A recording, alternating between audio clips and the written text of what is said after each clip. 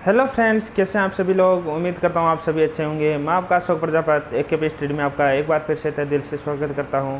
जैसे कि मेरे प्यारे दोस्तों, लास्ट क्लास के अंदर हम डिटर्मिनेंट्स के कुछ बेसिक क्वेश्चंस किए थे और आज की क्लास के अंदर हम पढ़ने वाले हैं डिटर्मिनेंट्स के कुछ गुणधर्म पढ़ने वाले हैं, जिनको इंग्लिश में प्रॉपर्टीज़ बोलते हैं। तो डिटर्मिनेंट्स के कुछ प्रॉपर्टीज़ पढ़ने वाले हैं, जिनकी सहायता से हम डिटर्मिनेंट्स के जो क्वेश्चंस हैं उनको काफ़ी हद तक ईजिली सॉल्व कर पाएंगे।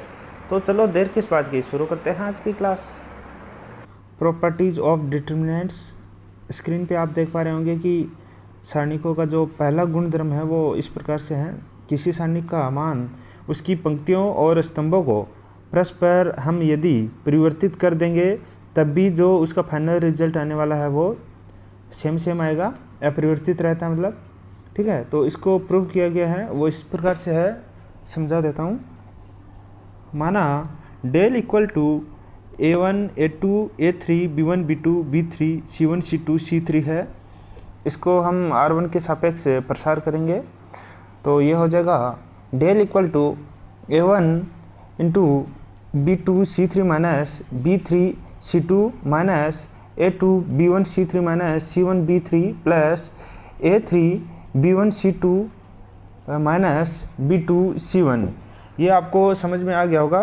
मैं आपको इससे पहले वाली क्लास में भी आपको समझा चुका हूँ कि ये कैसे आता है, किस प्रकार से आता है, यहाँ पे माइनस क्यों आता है, यहाँ पे फिर प्लस क्यों आता है और यहाँ पे प्लस क्यों आता है। ये सारी बातें आपको मैं पहली क्लास में समझा चुका हूँ। और यदि आपको समझ में नहीं आया है तो आपको ऊपर में आई बटन दिख रहा होगा, वीडियो पे जाके क्लिक कीजिए, आप वहाँ से समझ लीजिएगा। ठीक है, अभी हम ये करेंगे कि यहाँ पे रो को कॉलम बना देंगे और कॉलम को रो बना देंगे, मतलब कि आपस में दोनों को इंटरचेंज कर देंगे, कॉलम और रो को। ठीक है, तो यहाँ पे जो नया आपका सारणिक आया है वो del dash equal to A1 B1 C1 A2 B2 C2 A3 B3 C3 है। अभी फर्स्ट कॉलम के सापेक्ष इसका प्रसार करेंगे तो del dash equal to A1 into B2 C3 minus B3 C2 minus B1 into A2 C3 minus A3 C2 plus C1 into A2 B3 minus A3 B2। ठीक है, अभी आप देखिए डेल डैश और डेल की जो वैल्यू है वो सेम है, प्रॉपरली सेम है, आप देख सकते हैं यहाँ पे स्क्रीन पे।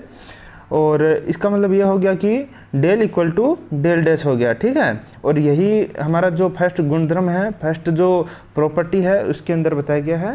ठीक है, अभी इससे आगे बढ़ते हैं। ऊपर आप देख पा रहे होंगे कि दो नोट डाले हुए हैं, वो इस प्रकार से हैं। If A is a square matrix then A dash equal to A, where A dash is a transpose of A। ठीक है, अभी दूसरा नोट इस प्रकार से है। यदि RI इक्वल टू IV पंक्ति तथा CI इक्वल टू IY स्तंभ है तो पंक्तियों और स्तंभों के परस्पर इंटरचेंज को हम संकेतन के रूप में CI इंटरचेंजिंग RI से दर्शाते हैं। ठीक है, इसके जस्ट नीचे एक एग्जांपल लेके मैंने समझाया है, तो वो आप देख लीजिएगा। Del equal to 2 minus 3 5 6 0 4 0 5 minus 7 है और इसका हम फर्स्ट रो के सापेक्ष प्रसार करेंगे। Del equal to 2 into 0 minus 20। ठीक है, ये मैंने डायरेक्टली इस प्रकार से लिखा है कि 2 इंटू माइनस 7 इंटू 0 हो गया यहाँ पे। ठीक है, माइनस 5 इंटू 4 20 हो गया ना। उसके बाद में प्लस हो जाएगा यहाँ पे, क्योंकि यहाँ पे माइनस आता है और यहाँ पे माइनस का जो 3 दे के रखा है तो माइनस और माइनस हो जाएगा आपका प्लस। तो यहाँ पे 3 into 6 into minus 7, 6 into minus 7 minus 0 into 4 0 हो गया। ठीक है, प्लस 5, ये 5 है, प्लस 5 इंटू 6 इंटू 5 हो जाएगा, 6 इंटू 5 हो जाएगा और माइनस 0 हो जाएगा। ये रहा। इसको जब सॉल्व करेंगे तो इसका फाइनल जो मान आएगा वो माइनस का 16 आ जाएगा। और आगे पंक्तियों और स्तंभों को हम आपस में इंटरचेंज किए हैं। ठीक है, तो डेल डैश बन गया आपका एक नया जो सारणिक है वो बन गया। Equal to del dash equal to 2 6 0 -3 0 5 5 4 -7। और इसका हम इसका जो फर्स्ट कॉलम है उसके सापेक्ष प्रसार करेंगे तो ये हो जाएगा आपका del dash equal to 2 -7 into 0, ठीक है, ये 2 रहा, -7 इंटू 0 -4 इंटू 5, ठीक है, तो ये हो जाएगा 20 + 3, ठीक है ना। ये रहा आपका -3 और यहाँ पे जो माइनस का साइन आता है उससे -3 को मल्टीप्लाई किया तो ये प्लस का 3 हो जाएगा, ठीक है। तो यहाँ पे प्लस हो जाएगा +3 into 6 into -7 -0 plus 5 into 6 into 5 -0। तो इसका जो हम सोल्व करेंगे तो इसका फाइनल रिजल्ट -16 आ जाएगा। इसका मतलब हो गया del equal to del dash, ठीक है। और यही बात हमारे जो फर्स्ट प्रॉपर्टी है उसके अंदर शो किया गया है, ठीक है। और अभी आगे बढ़ते हैं और सेकंड जो प्रॉपर्टी है उसको समझेंगे। यहाँ पे स्क्रीन पे देख पा रहे होंगे कि सेकंड प्रॉपर्टी हमारे सामने है और वो इस प्रकार से है। यदि किसी सारणी की किन्हीं 2 पंक्तियों या फिर स्तंभों को परस्पर परिवर्तित कर देने पे सारणी का जो संख्यात्मक मान है वो तो अपरिवर्तित रहता है, लेकिन उनका जो साइन है, उनका चिन्ह जो है वो बदल जाता है। ये जैसे कि मान लो कि सारणी का हम मान निकाले और फाइनल जो वैल्यू है वो आया -9 आ गया, ठीक है। और यदि हम उसको इंटरचेंज कर देंगे, उसकी जो फर्स्ट रो और लास्ट रो को हम यदि इंटरचेंज कर देंगे, ठीक है, या फिर फर्स्ट और सेकंड को इंटरचेंज कर देंगे आपस में और उसके बाद में उसका जो मान निकालेंगे तो उसका साइन चेंज हो जाएगा और उसका साइन चेंज होने का मतलब ये हुआ कि प्लस का 9 आ जाएगा, ठीक है। तो इसको हम प्रूव करके देखते हैं। माना del equal to A1 A2 A3 B1 B2 B3 C1 C2 C3 ये अवयव हैं, तो प्रथम पंक्ति के अनुदिश इसका प्रसार करेंगे तो del equal to A1 into B2 C3 minus B3 C2 minus A2 into B1 C3 minus B3 C1 plus A3 B1 C2 minus B2 C1 है। अब प्रथम और तृतीय पंक्ति जो है, फर्स्ट और लास्ट पंक्ति जो है, उनको आपस में हम इंटरचेंज करेंगे, परिवर्तित करेंगे तो RI इंटरचेंजिंग R3 हो जाएगा, ठीक है। Del 1 equal to C1 C2 C3 B1 B2 B3 A1 A2 A3 ये इंटरचेंज हो गया। अब R3 के सापेक्ष हम प्रसार करेंगे तो del 1 equal to A1 into B3 C2 minus B2 C3 minus A2 into B3 C1 minus B1 C3 plus A3 into B2 C1 minus A1 C2 equal to minus को यहाँ पे कॉमन लिया है, ठीक है। और A1 into B2 C3 minus B3 C2 minus A2 into B1 C3 minus B3 C1 plus A3 into B1 C2 minus B2 C1, ठीक है। अभी आप देख पा रहे हैं कि डेल और डेल 1 का जो मान है वो सेम है, लेकिन चेंजिंग क्या है कि डेल के मान में प्लस है और डेल 1 के मान में माइनस है, ठीक है। तो इसका मतलब वही वाली बात है कि जो डेल का जो फाइनल रिजल्ट आने वाला है वो पॉजिटिव हो गया और डेल 1 का जो फाइनल रिजल्ट आने वाला है वो नेगेटिव हो गया। और ऐसा भी हो सकता है कि डेल का मान जो नेगेटिव आता तो फिर डेल 1 का मान है वो पॉजिटिव आ जाता, ठीक है। तो आगे हम बढ़ते हैं और जो थर्ड हमारा जो गुणधर्म है उसको समझने की कोशिश करते हैं। थर्ड जो गुणधर्म है उसको पढ़ने से पहले एक नोट और हमारे पास आया है जो इस प्रकार से हैं। पंक्तियों के परस्पर परिवर्तन को RI इंटरचेंज RJ व स्तंभों के परस्पर परिवर्तन को CI इंटरचेंजिंग CJ से दर्शाते हैं, जो हम लोग पहले पढ़ चुके हैं। तो चलो थर्ड जो गुणधर्म है वो हमारा इस प्रकार से होगा। यदि किसी सारणी की किन्हीं 2 पंक्तियों या स्तंभ सर्वसम हैं तो सारणी का मान भी 0 होगा। इसका मतलब ये है कि दोस्तों यदि हमारे पास कोई सारणी है, उसकी 2 पंक्ति और 2 स्तंभ के जो अवयव है वो यदि सेम है तो इसका मतलब जो सारणी का फाइनल रिजल्ट आने वाला है उसका मान है वो 0 आने वाला है।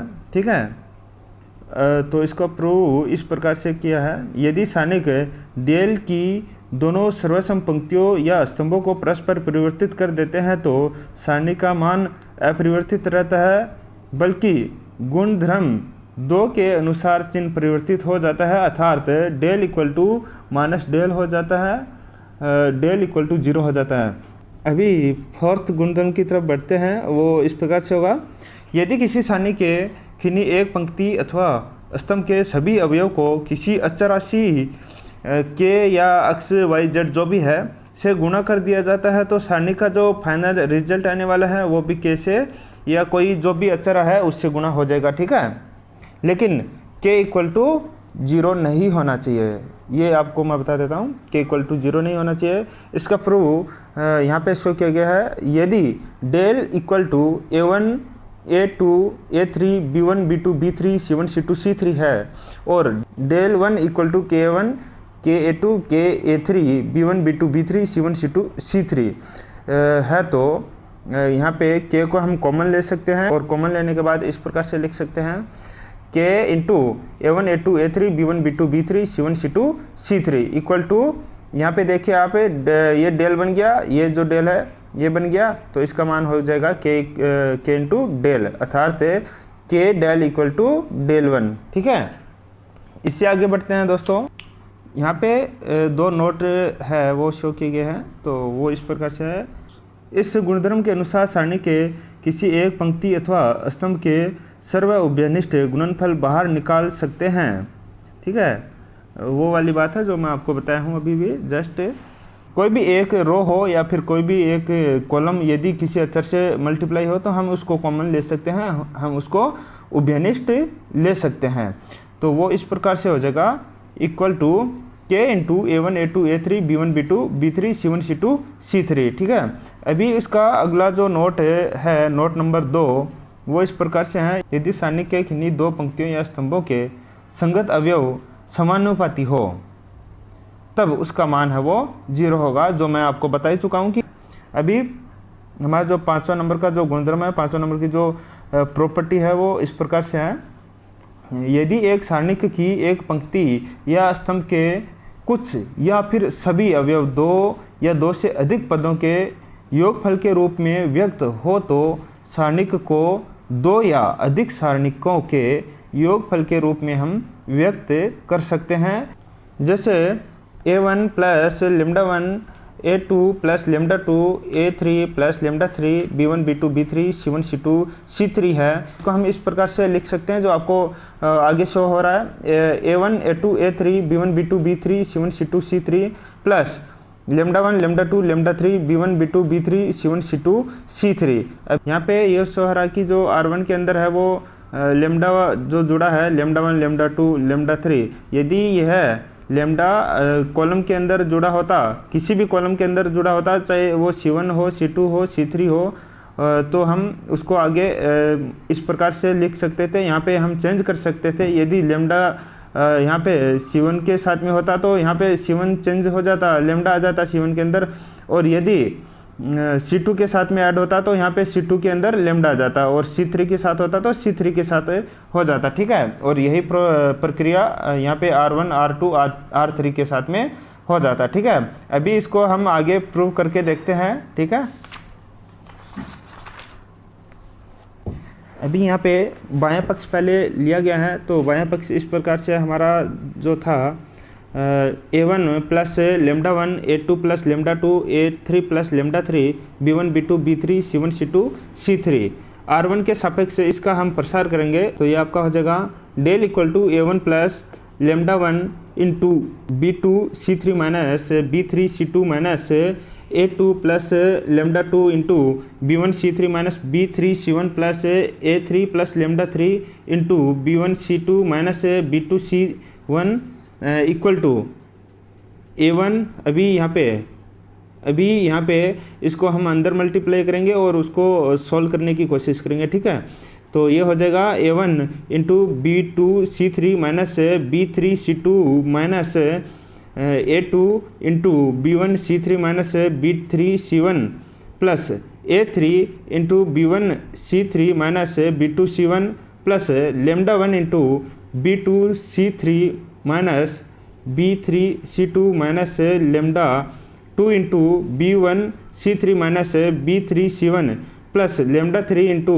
B1C2 माइनस C1B2 हो जाएगा।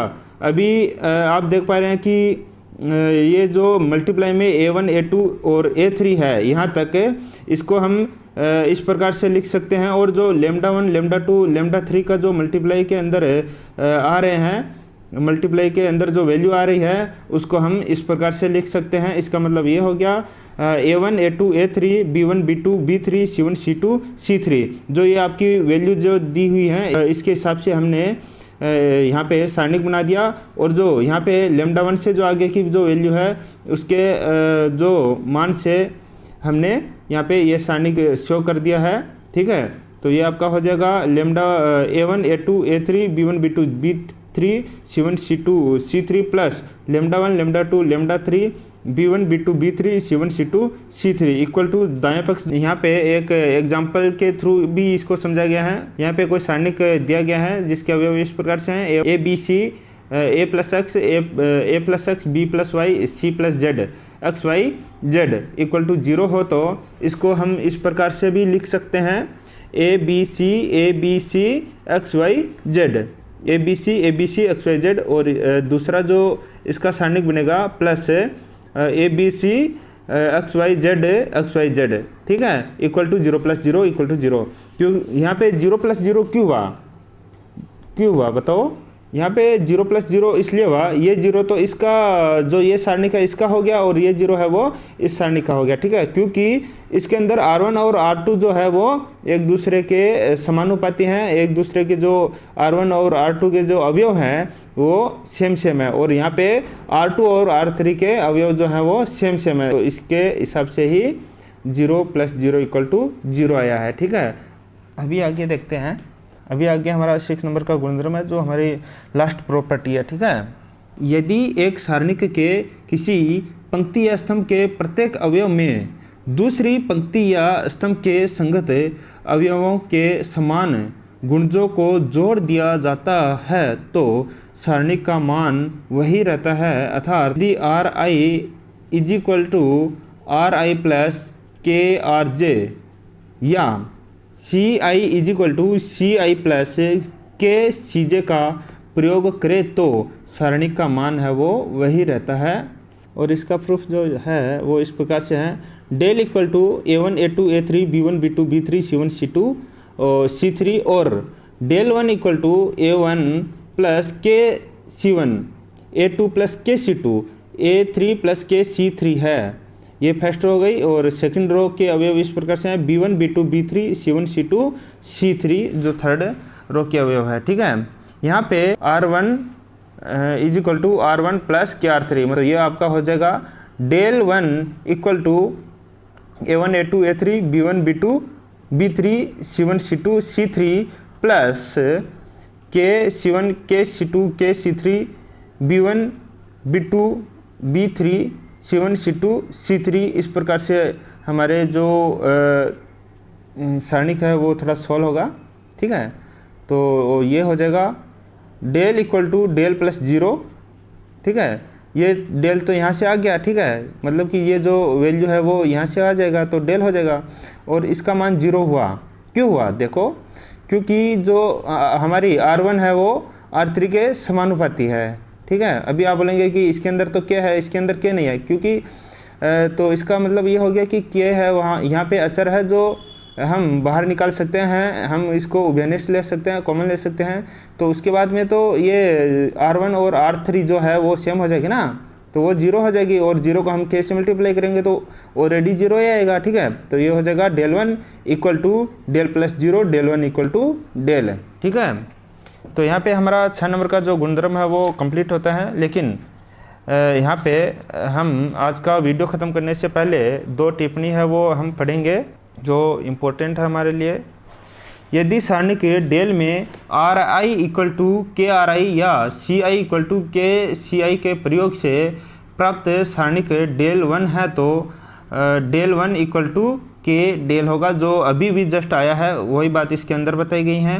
यदि एक साथ R i is equal to R i plus K R J जैसी संक्रियाओं का एक से अधिक बार प्रयोग किया गया है तो ध्यान देना चाहिए कि संक्रिया से प्रभावित पंक्ति का अन्य संक्रिया में उपयोग नहीं होना चाहिए।